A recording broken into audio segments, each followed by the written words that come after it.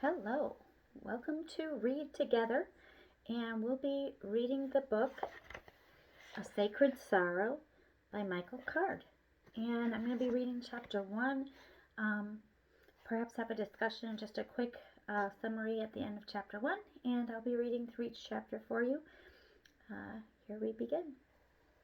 Chapter 1, The Path of Sovereign Sorrow. Before there were drops of rain, human tears fell in the garden, and that was when lament began. In Eden, Adam and Eve enjoyed the unbroken presence of God. It was immediate and intimate.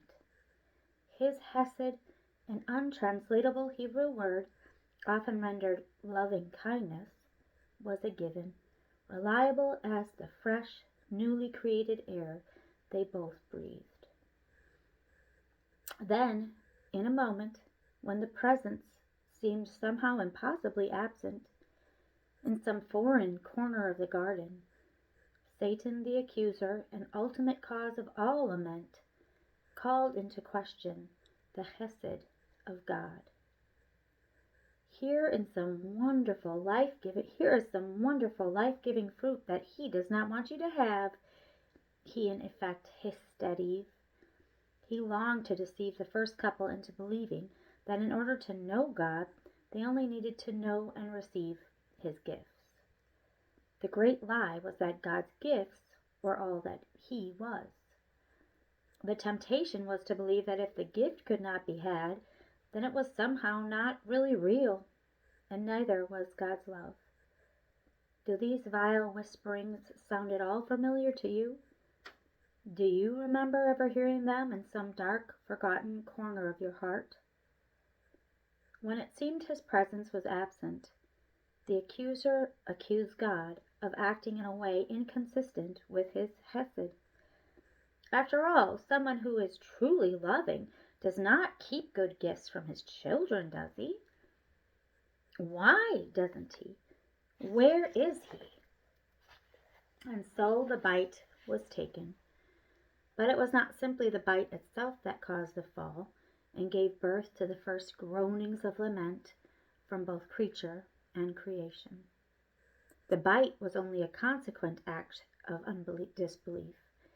It was the denial and doubting of God's hesed that led to the disbelief that caused the two prodigals to be driven into the wilderness of his absence, never to return.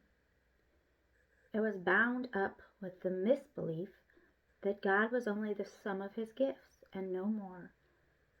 All this flowing from the stubborn sin of unbelief. As the two outcasts made their stumbling way out of the garden, the chesed of God caused an innocent animal to be sacrificed, to make garments to cover the nakedness of the first couple, so they would know they were naked.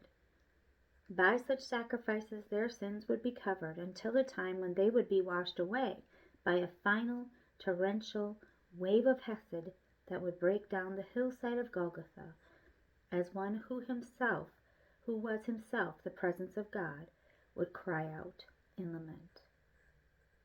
The presence that had always been, and sadly would have always been, palpable and immediate, was altered, seemingly broken, and lament became the language of Adam and Eve, of you and me, and indeed of all creation.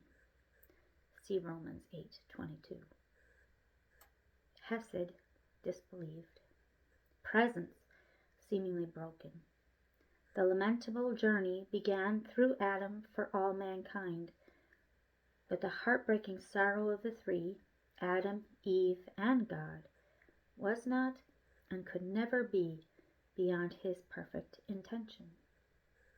It was a sovereign sorrow that fell upon the world, a wordless sorrow beyond our knowing, and as his loving wisdom does with all things, even and especially with our sin, God would redeem their disobedience and sorrow, transforming it by means of his hesed into a pathway back to the loving kindness of his presence. It was a shadowy path that began outside the garden, It meanders through all our lives, inevitably leading us through the darkest valleys of our fallen experience. But we must never forget that it is a path that is going somewhere. There is a final destination somewhere outside the gates of a city. But I'm getting ahead of myself for now.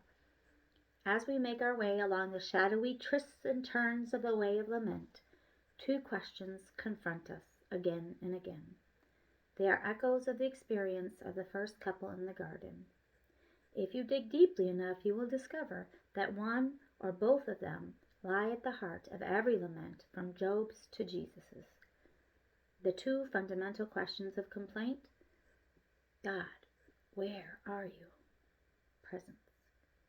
God, if you love me, then why? Hesed. And that was chapter 1.